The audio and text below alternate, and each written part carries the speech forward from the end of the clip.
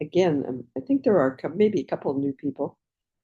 If you have something you like to say for refuge and bodhicitta intention, please feel free to say that or join me in mine.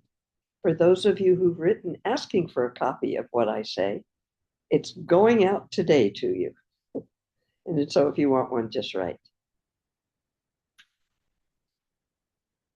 With a wish for all beings to be free, free of the constriction and contraction of held belief systems and thought patterns, free of the automatic reactivity of learned and held emotional patterns, and free of distorted perceptions. I will always go for refuge to alive, vibrant, radiant, spacious awareness until awareness is ongoing, like the flow of a river. Enthused by wisdom, enthused by wisdom and compassion. Today, in the presence of all Buddhas and Bodhisattvas, of any lineage or time, or none, I generate the mind of full awakening for the benefit of all beings.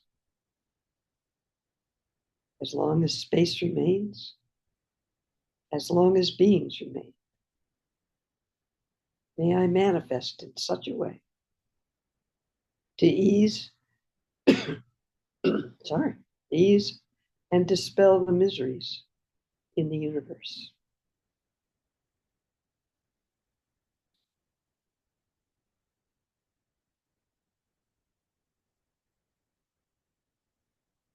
Just a quick note. Many of you know, I'm so sorry. Many of you know that, goodness, it's going to be one of those days.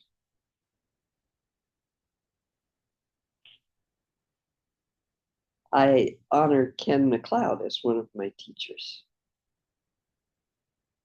And he talks about compassion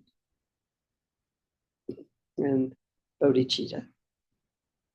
And bodhicitta is described as relative. Stop me if I said this last week. I don't think so.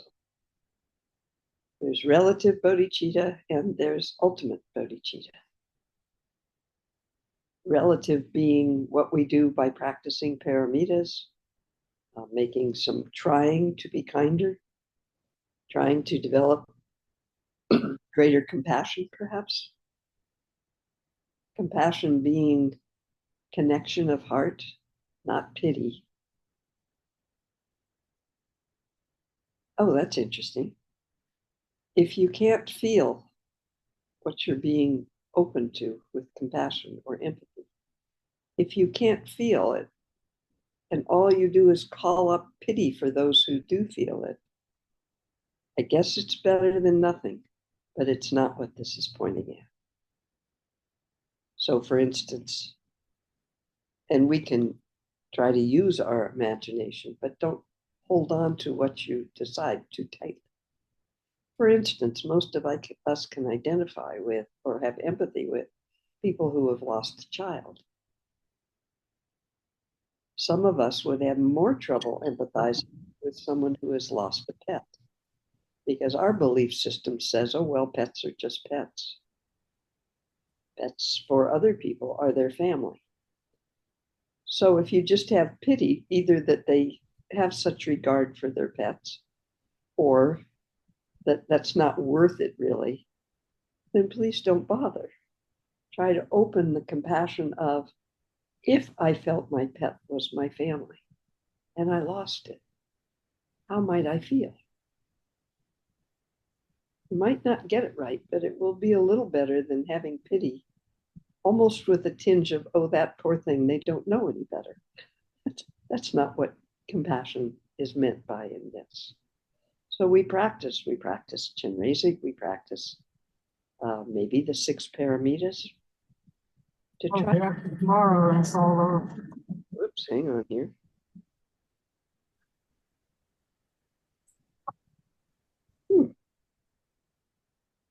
Don't see it.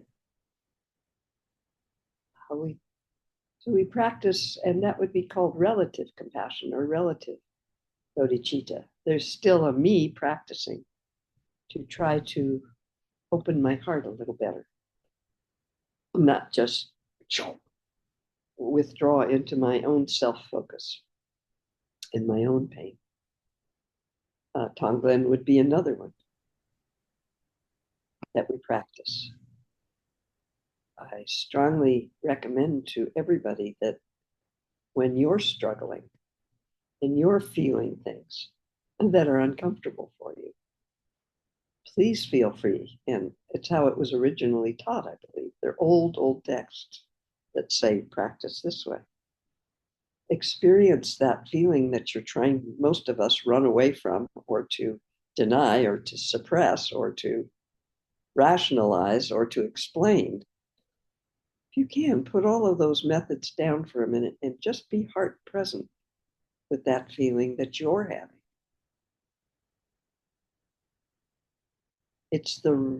In my experience, it's the running away from wanting to experience certain things we don't like that causes our heart to close. Whoop, I'm going to protect myself from my own pain or suffering. So even if you can just stay with it for a minute or two, that's awesome. There's no judgment in this.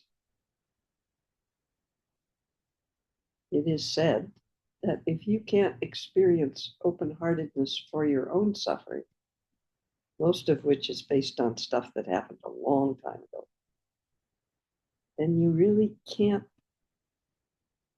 have it will limit the amount of openness you can experience. So maybe some of us come from focusing on others and trying to open our heart to others. And maybe some of us, why don't we do both? Try to have some open-heartedness and heart presence with our own suffering when it occurs. And first we have to notice.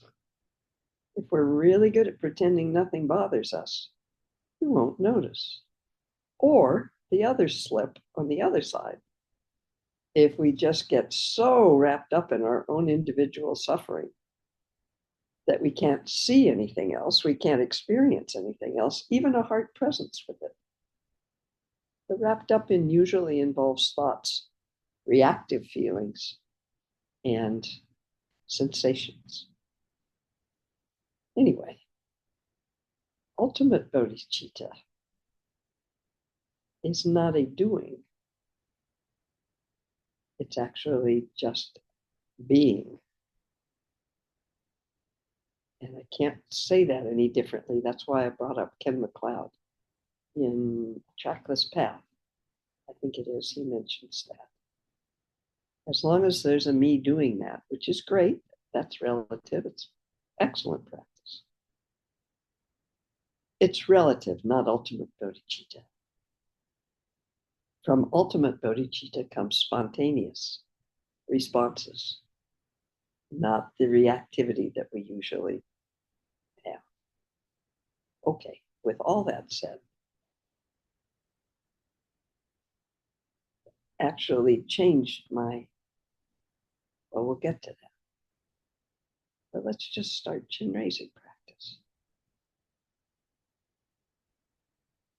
We can call up, perhaps we're having a moment of open-heartedness right now. It happens more often than maybe we notice. That warm waft of that's how I can only begin to describe it. Everything feels just fine. And actually, when the waft occurs, there's no one noticing. It just occurs. I can't make it occur. We're trying to make it to the best of our ability. We're trying to encourage it to arise. Perhaps you have felt that for a kitten or a puppy, where you just, oh, would be the verbal, ah, oh, if there were such a verbal. And we try to remember that or call it up in this moment, that sensation. Perhaps there are as many stimuli for that occurrence to happen, sensation to happen, as there are beings. So maybe for you, it's after a hike where you make a hard hike up the mountain and you're sitting and the sunset is just beautiful at the top of the mountain. And you have a sensation. For some of us, it may be from music or even Hallmark movies. Perhaps a book, perhaps a partner, although those tend to get a little messy. They're not always messy. Perhaps your teacher. Anyway, we try to cultivate the potential for that sensation to arise, even if it's just in a memory. As a practice, if you happen to have that arise spontaneously, and you can keep from attaching it to anything. Oh, it's because I love my dog so much. Oh, I love my teacher so much. She opens my heart. No, if you can keep just for a second from attaching it, it is way beyond anything it gets attached to. In my experience, there's no time sense of it. There's no I sense of it. It's just when I grab that sensation because I like it or I want to explain it, that's when the I comes in. But when it arises, if you can catch it right then and just rest right then, it's utterly open in time and space. And later you can thank your stimulus if you want. But don't get stuck attaching it to the stimulus instead of noticing the openness of the sensation when it arises spontaneously. And as we try to call that in today, on those days when you can't even imagine loving anything or having that sensation arise for anything, go ahead and call in those that you think are more able to recognize and be present in that sensation, like Chenrezig, or Buddhas, or Bodhisattvas, or your teacher, or any of the yidams, or any of the archetypes. Kuan Yin, similar, if not the same as Chenrezig. Any being that you have seen or perceived as having an utterly open heart. Perhaps Lama, called the hugging guru in India. Gandhi, the Dalai Lama. If you feel that way about Jesus or Mother Mary, it doesn't matter what the stimulus is, as long as it helps to support that potential for the sensation to arise. So yeah, take the light of all the bodhisattvas in the entire universe that have ever been or ever will be or ever are right in this moment. Let that fill your heart on those days when you can't. Just even with pardon the expression, a prayer. Oh, all of you bodhisattvas who have reached such ultimate bodhicitta, such open-hearted, open-mindedness. such a sensation of that. Please, can you fill my heart? Help me fill my heart with that, at least in this moment. Whatever we try to call up to initiate a sensation of open-heartedness.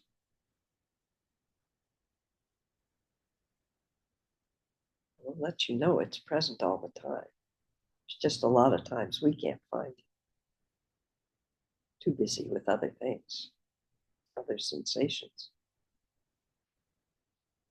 And as we find something to water the lotus that we envision, or if you are more a sensation person or a feeling person, perhaps you won't visualize so much a lotus, but you will let that fill your heart, that sensation of open-heartedness. Whatever source you choose today, doesn't matter. I like to include all the senses, but I'm not very good with smell or taste. Not that those can't be the source of these kinds of sensations or this sensation. They can. A certain smell may stimulate that arising of that sensation. I don't know about taste. I've never experienced that, but I'll bet you it could. Certain remembrance of a touch, sometime when you were held, perhaps, or you held someone, and that sensation arose. So you can use any of the senses or none. But traditionally in this, we use the lotus, which arises with its roots from the yuckiest possible muddy goop and blossoms into a flower that is resistant to all of that. Water just runs off of it, even muddy, goopy water. And in this, we practice it as a 1,000-petaled lotus in bloom, made of light.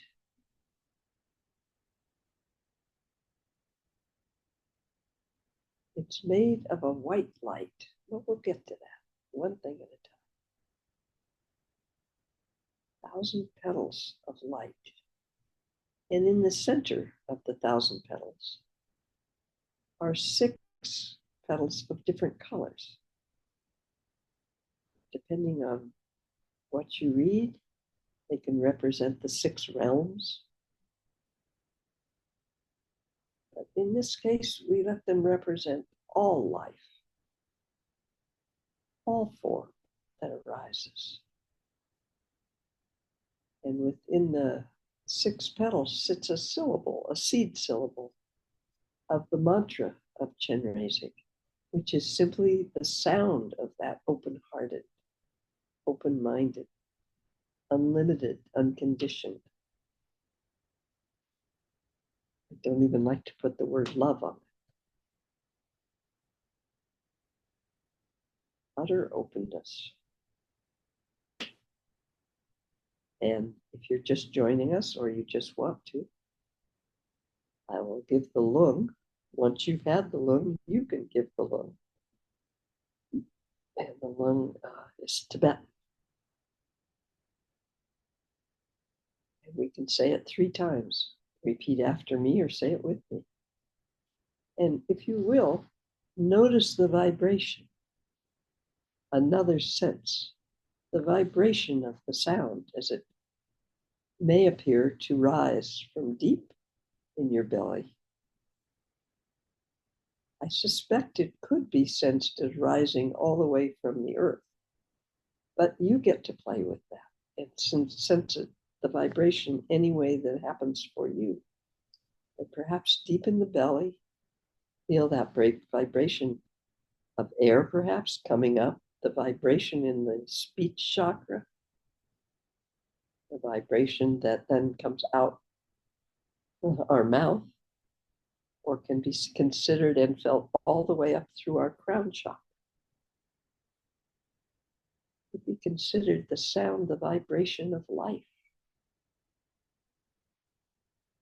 And as we repeat this 3 times,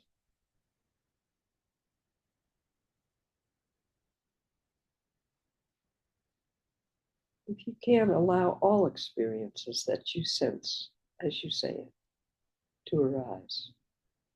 No need to try to get rid of our forms, sensory, our body's sensory experiences, because we are in bodies. That's where we are. We're not trying to get out of them. So here we go 3 times. Om, Ma, Ni, Pe, Me, Hum. Om, Mani, Pe, Me, Hum. Om, Mani, Pe, Me, Hum. If you choose to, please continue with a mala or not, saying the mantra quietly while we continue.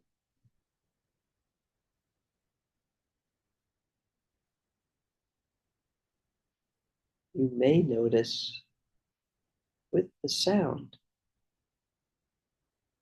that you can't actually perceive whether it's inside or outside, or both, or neither.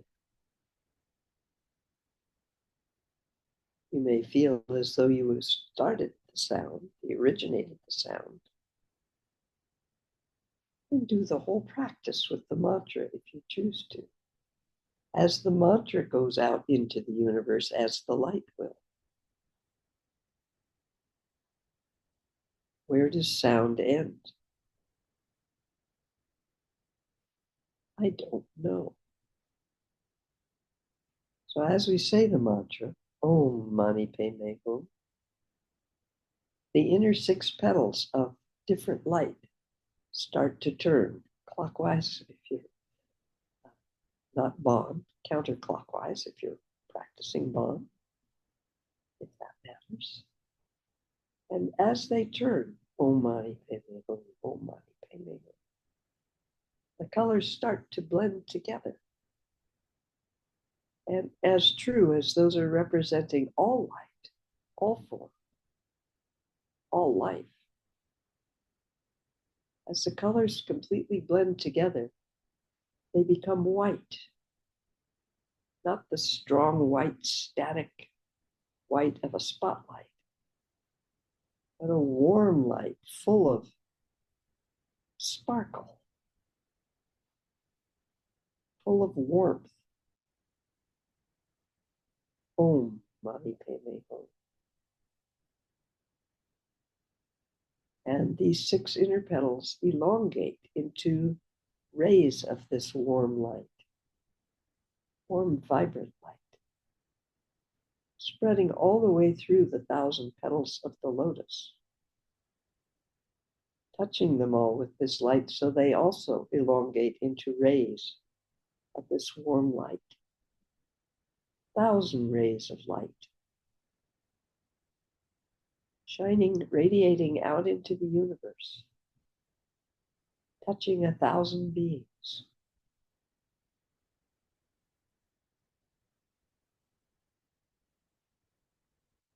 There is no limitation in time or space.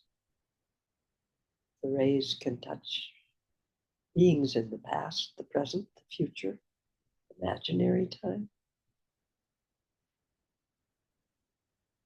If you've called on the love of your teacher or invited all of those who have realized open-heartedness into your heart, those are all going out too on these rays of light, touching 1,000 beings, from the tiniest, including the cells in your body, to beings that are so large we cannot perceive them. We Westerners don't perceive the dragons in the clouds during a thunderstorm, thunder and lightning storm. We can't see them. Tibetans would have an a laugh about that because they're so obvious. So no limitation in size, time. If your imagination reaches to the edge of the universe, if there were such a thing,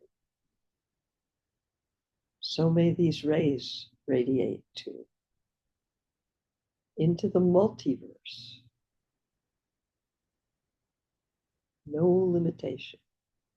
And 1,000 beings are touched with these rays that carry the sound, which is also sound wave. These rays of light carry that sound.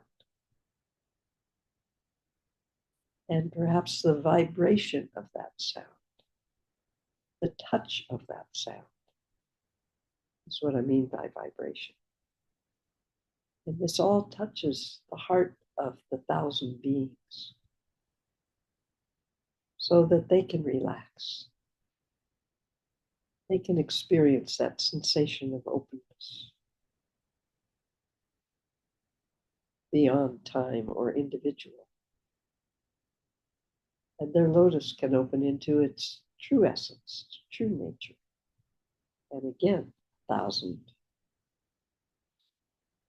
rays of light go forth from each of those 1,000 beings. Touching, don't check my math, 1,000 beings. Om Mani Padme Hum.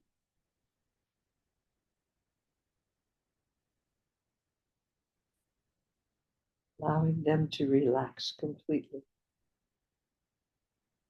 until the always present sensation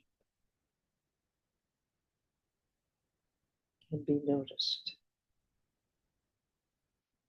Fills awareness for the beings. Now we have 1,000 rays of light touching 1,000 beings.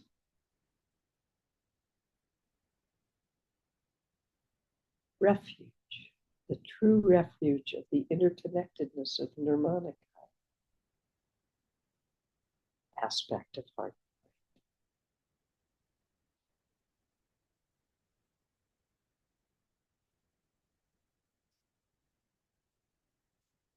We can rest there. Experiences may arise. Some of us perceive a web,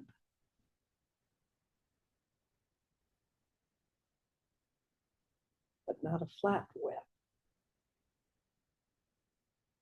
Web of interconnectedness. As these lights intersect one another. Many coming back and filling your heart. Because these rays are the waves, the rays of bodhicitta. Compassion, open-heartedness, not our usual tightly self-focused held personalities. Our heart is filled again and again and again.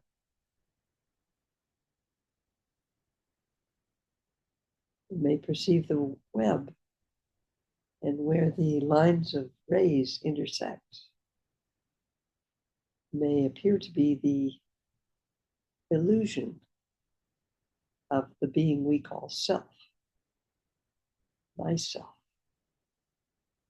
But in effect, we can notice the interconnectedness, all these light rays, all this sound, all the vibration of aliveness. We can rest right here for a minute or two. In your own practice, you can rest as long as it occurs. Om Mani Padme Hum. Om Mani Padme.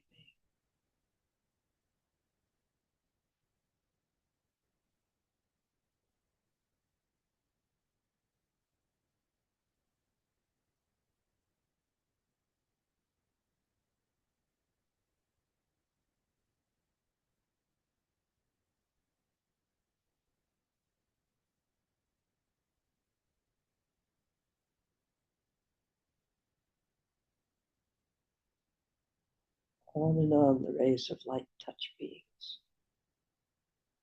until there are an infinite number of rays of light touching an infinite number of beings, carrying the warmth of the light, the sound of the mantra, the vibration of sound itself.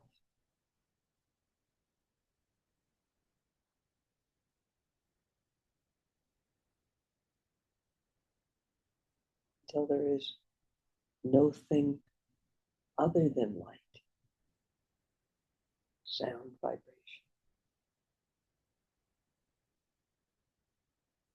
The very aliveness of the universe.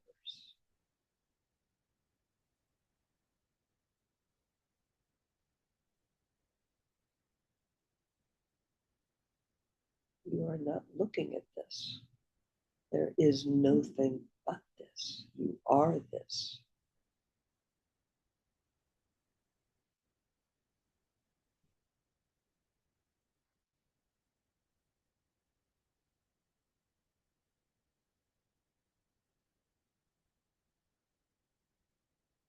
If you are lucky enough to fall in completely.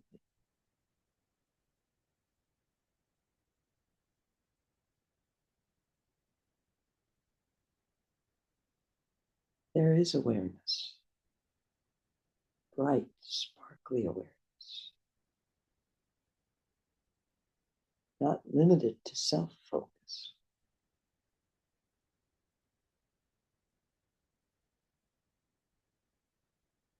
Perhaps where omniscience actually arises.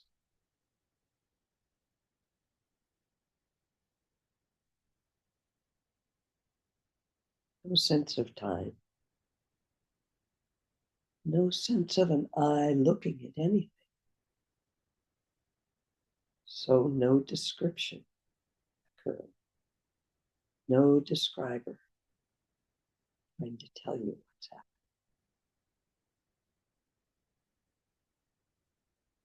Simply present open awareness.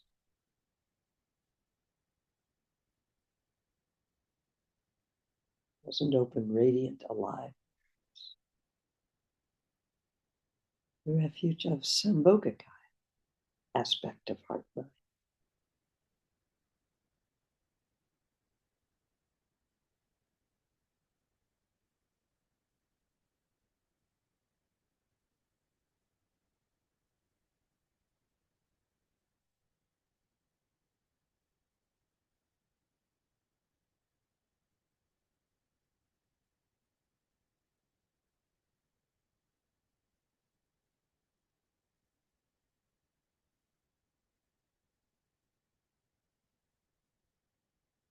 When your awareness returns to the usual self-focus that we all have, and it will, something will occur.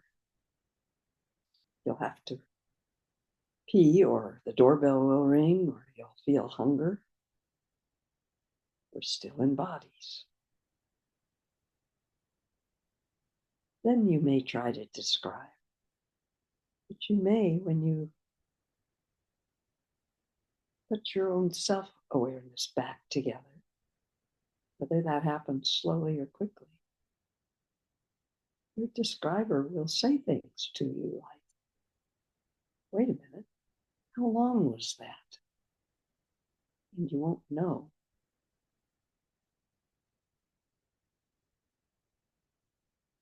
Maybe what Saraha went into, but he did for how long? Samadhi for 20 years, 10 years? Not likely.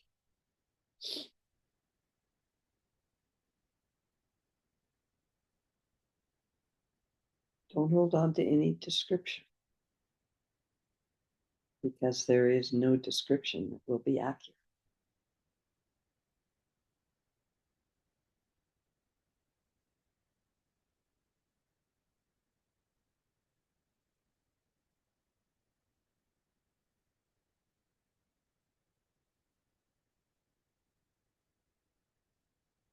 I said, if you're lucky enough to fall in, I haven't met anyone who can do this intentionally. We can only set the causes and conditions for it to occur again and again.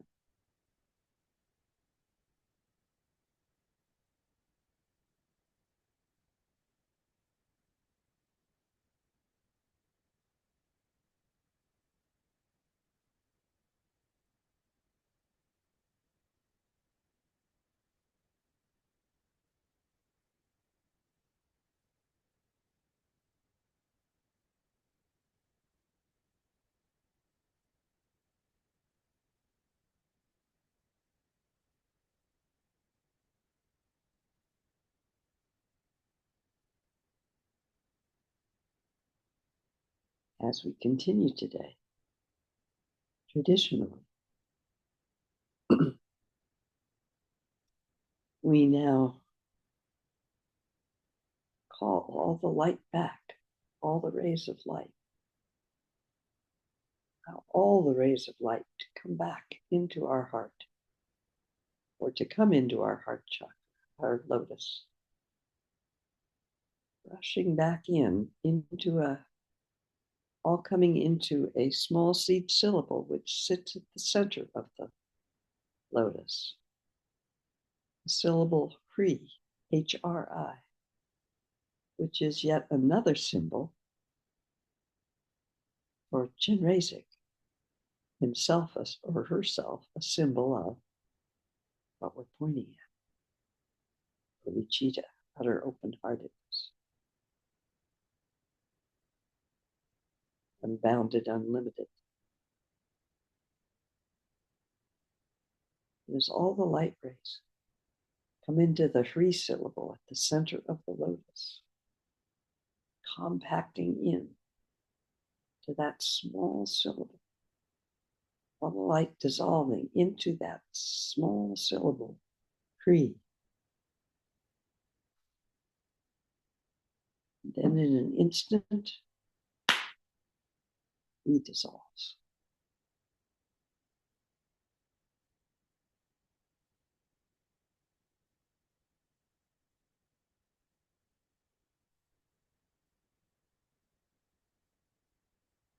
And we rest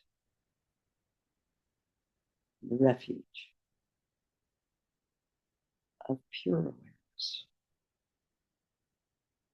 beyond time and space,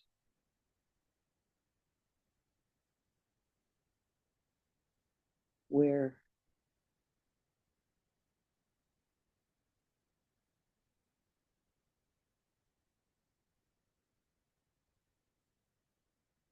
everything begins, everything arises and dissolves.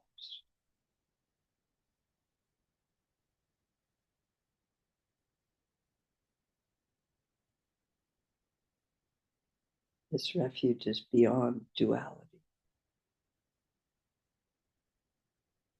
No right, wrong, up, down. Cannot be harmed, cannot be manipulated. Doesn't matter how good any being thinks they are or how bad they think they are. You can't be good enough for this essence.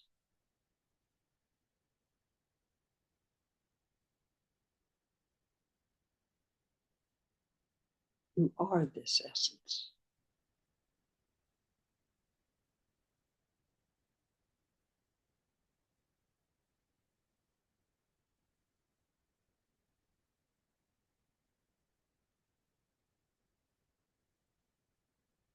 Aware, but there is no I to be aware. There is no thing to be aware of. Thus, it's called pure awareness, not dead.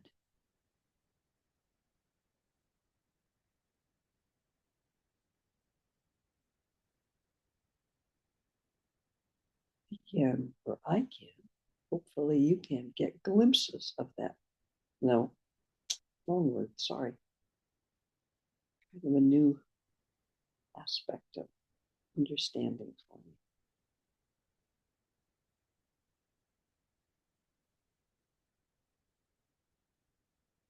If there is no time, no space, limited, no thing, there is no way to explain the awareness, as our awareness is so much described as awareness of something, pure awareness. Best I can do with words.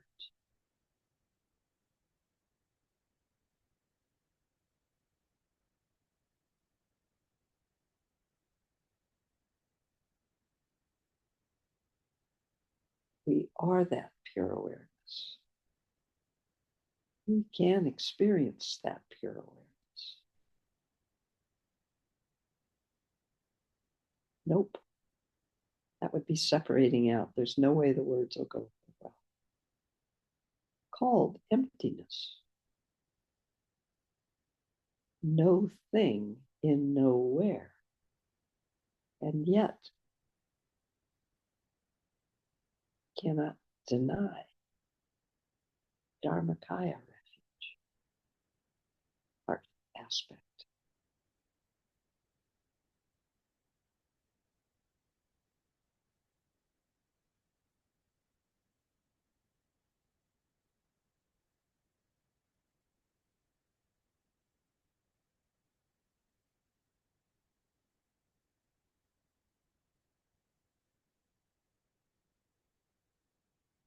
Called emptiness, but not emptiness like void.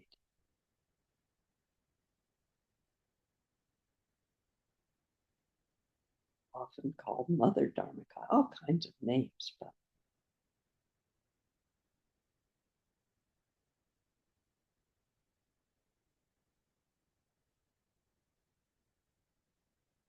we could stop there. But for me, it is important to take a moment to allow all the kayas, which are never separate, cannot be separate, are interdependent within themselves. Without Dharmakaya, where would the spark of life, radiance, display, the potential for anything and everything to arise? Sambhogaka. Dancing freely, permeating all of Dharmakaya. And that dance, allowing every imaginable form and every unimaginable form to arise and dissolve, rise and dissolve again and again and again.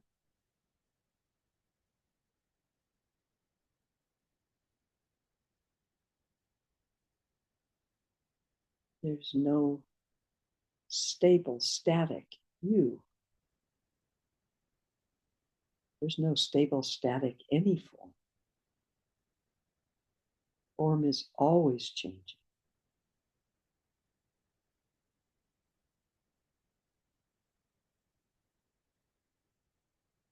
And when the causes and conditions cannot support a form,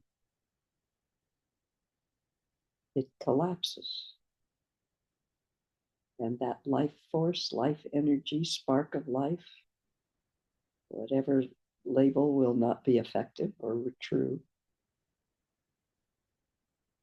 Simply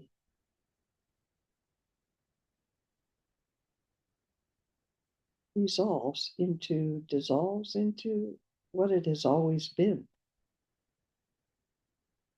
The dance of Sambhogakaya, spark of aliveness, energy, whatever, in Dharmakaya.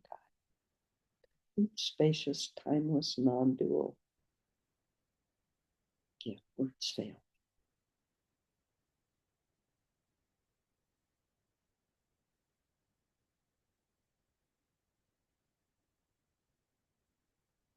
empty because no thing has ever arisen, no form has ever arisen independent. Causes and conditions arose, like a seed that's planted in the ground with the potential to be a rose bush. If the causes and conditions don't feed that seed, it simply dissolves back into the earth from where it came. It's never been anything other than the earth. If the causes and conditions arise, it continues along that path to become a rose bush.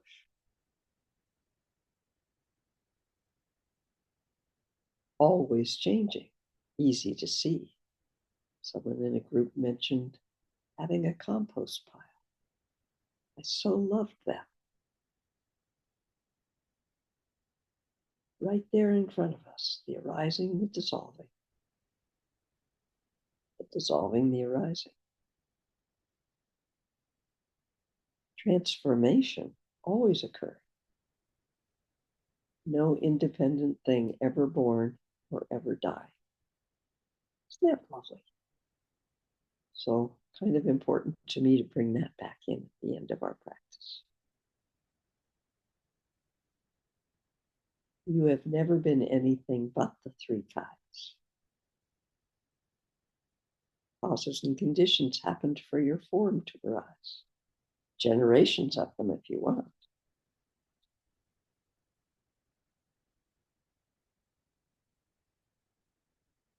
You didn't self-create yourself, what we call ourselves.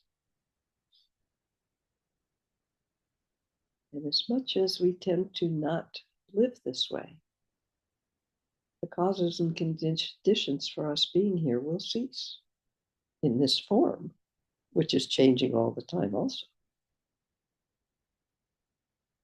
We'll simply return. Well, we've never left. Perhaps we'll recognize as the form dissolves. Oh yeah, this is home now. Always has been. Never left it. Never could. Or maybe we won't.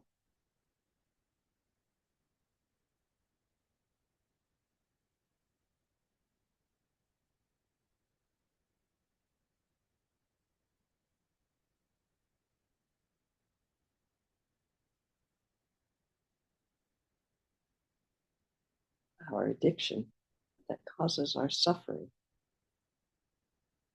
and that we cannot outthink ourselves for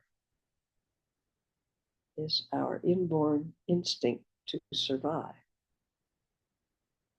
The joke is, it's not very funny.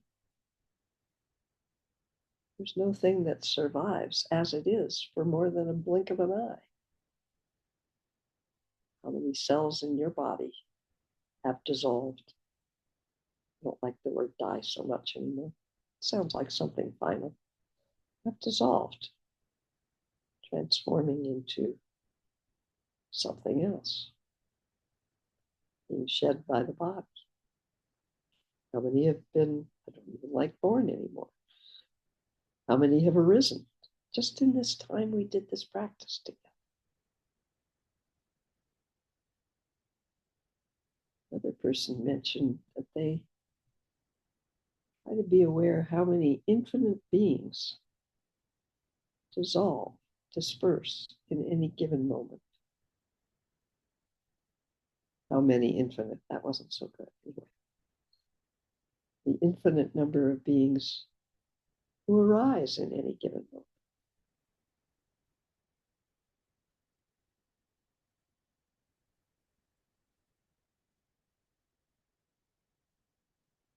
Realizing the impermanence of moment by moment, even if it's that long,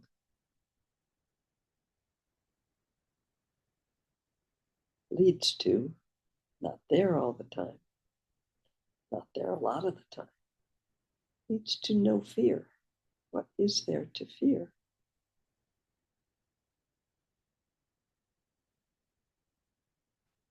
So think that's a nice thing to add also.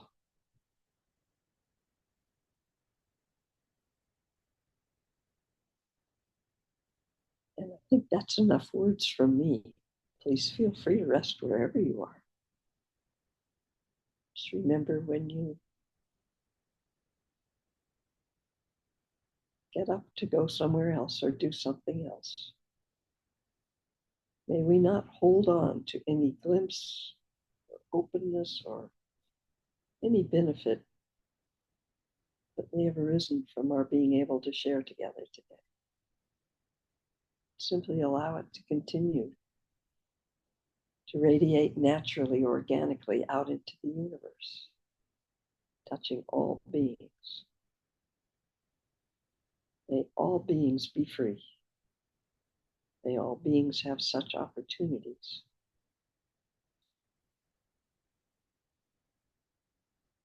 May all beings find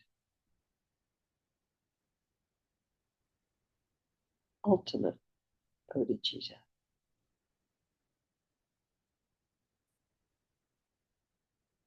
Which is always present. And for some reason, I think you all could see this. And it has a edge of the earth, maybe a sunrise, maybe a moonrise. I don't want to say what it is, but it seems to be talking to me. So I thought I'd point it out to you. Very lovely symbol. No reason to explain because I can't. Till next time, thank you all for being here. Thank you, translators.